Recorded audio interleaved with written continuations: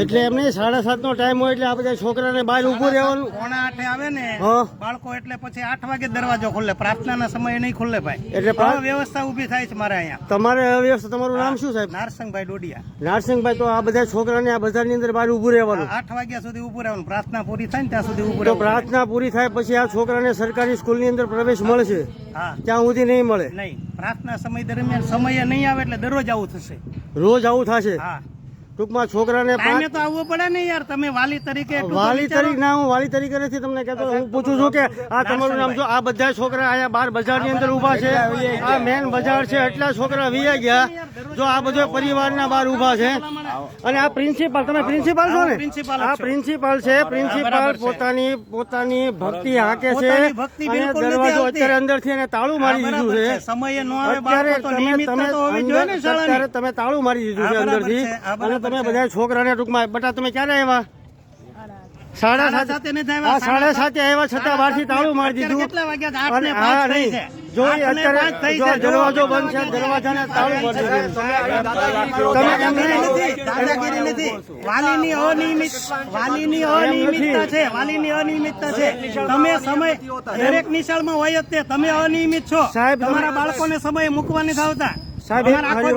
આખો દિવસ તમારી પાછળ જ રહેવાનું. અત્યારે તમારી નો આવે.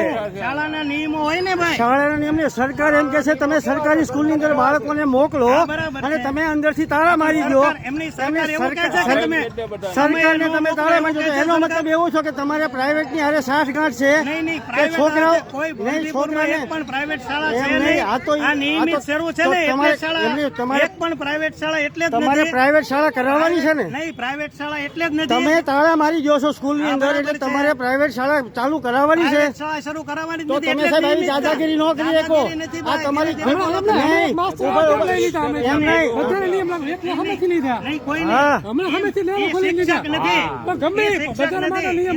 ગેસ તરીકે આવેલા છે સાહેબ. તમે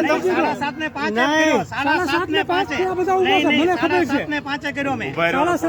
તમે તમારી સાહેબ ઘરની ધોરાજી નો આપો. ધોરાજી બિલકુલ નહીં. આ સરકારી, આ તો સરકારની છે. તો પણ આ વિદ્યાર્થીઓ એટલા બધા બહાર ઉભા રહે. તમે આ પબ્લિક આમ જોવો તમે. એમ નહીં, આ બધા એમ નહીં, આ બધે એટલે હું આ તમારી પેઢી છે એમ નહીં, તમારી માલિકી છે એમ નહીં. તો તમે કેમ ઉભા રહેશો? હા એમ નહીં. તો તમે એમ નહીં.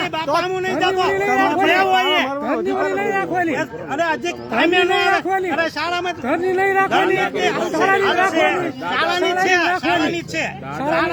બાળક નહીં આવે એટલે દરરોજ